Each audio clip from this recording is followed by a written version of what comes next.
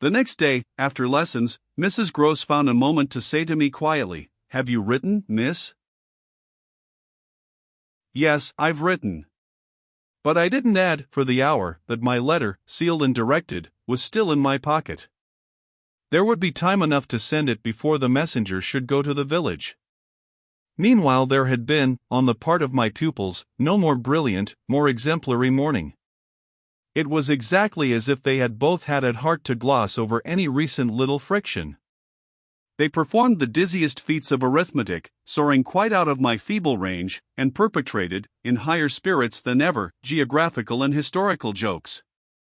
It was conspicuous, of course, in Miles in particular, that he appeared to wish to show how easily he could let me down. This child, to my memory, really lives in a setting of beauty and misery that no words can translate. There was a distinction all his own in every impulse he revealed. Never was a small natural creature, to the uninitiated eye all frankness and freedom, a more ingenious, a more extraordinary little gentleman.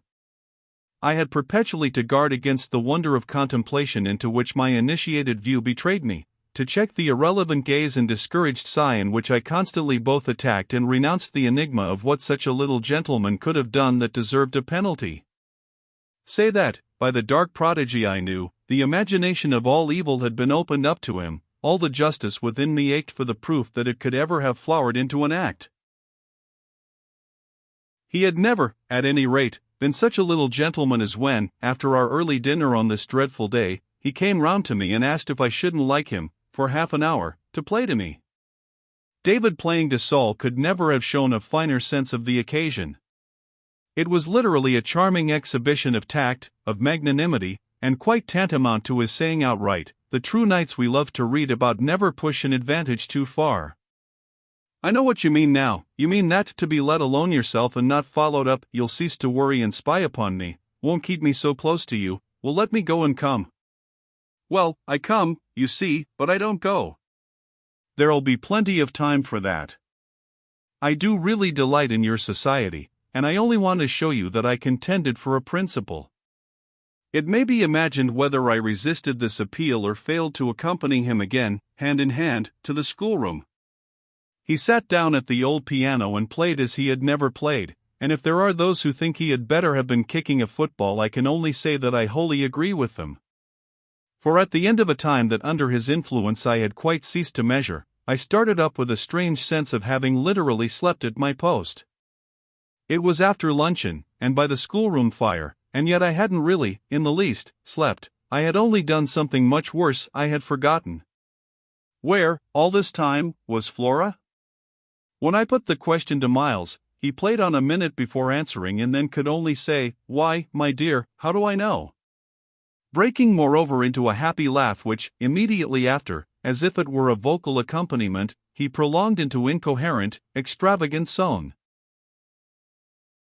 I went straight to my room, but his sister was not there. Then, before going downstairs, I looked into several others. As she was nowhere about, she would surely be with Mrs. Groves, whom, in the comfort of that theory, I accordingly proceeded in quest of. I found her where I had found her the evening before, but she met my quick challenge with blank, scared ignorance.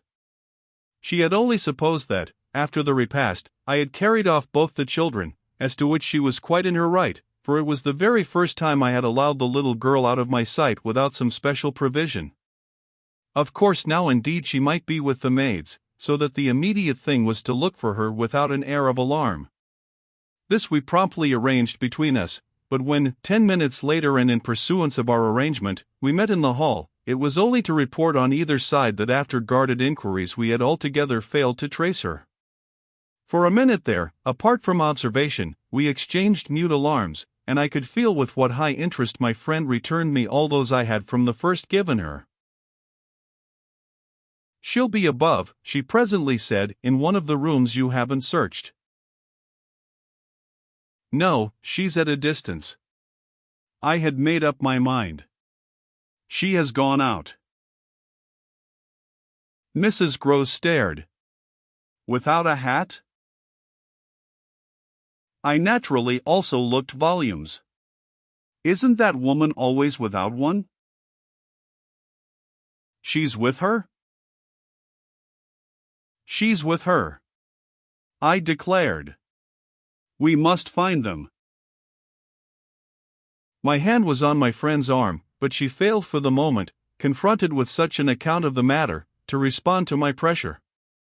She communed, on the contrary, on the spot, with her uneasiness. And where's Master Miles? Oh, he's with Quint. They're in the schoolroom. Lord, miss.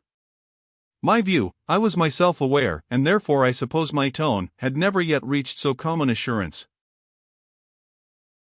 The trick's played, I went on, they've successfully worked their plan.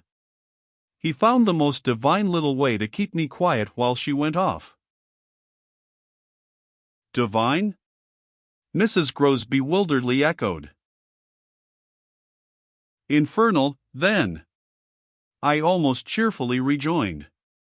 He has provided for himself as well. But come. She had helplessly gloomed at the upper regions. You leave him? So long with Quint? Yes, I don't mind that now. She always ended, at these moments, by getting possession of my hand, and in this manner she could at present still stay me. But after gasping an instant at my sudden resignation, because of your letter, she eagerly brought out.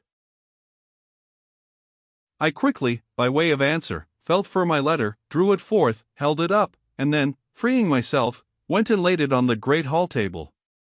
Luke will take it, I said as I came back. I reached the house door and opened it. I was already on the steps. My companion still demurred. The storm of the night and the early morning had dropped, but the afternoon was damp and gray. I came down to the drive while she stood in the doorway. You go with nothing on? What do I care when the child has nothing? I can't wait to dress, I cried, and if you must do so, I leave you. Try meanwhile, yourself, upstairs.